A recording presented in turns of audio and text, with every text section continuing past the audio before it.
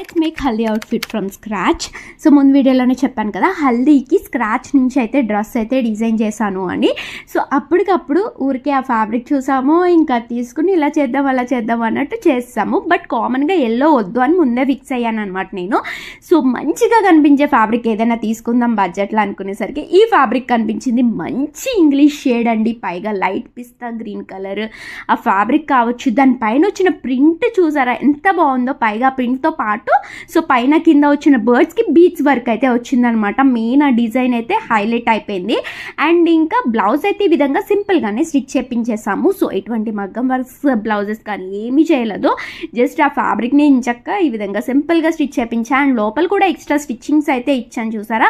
So మీరు అడగకపోయినా extra stitchings అయితే ఉంటాయన్నమాట లోపల. సో నీట్ ఫినిషింగ్ ఉంటుంది. సో ఇది అయితే కామన్గా క్రాప్ టాప్ లెహంగానే, కానీ దీనికి ఏం యాడ్ చేశానో తెలుసా.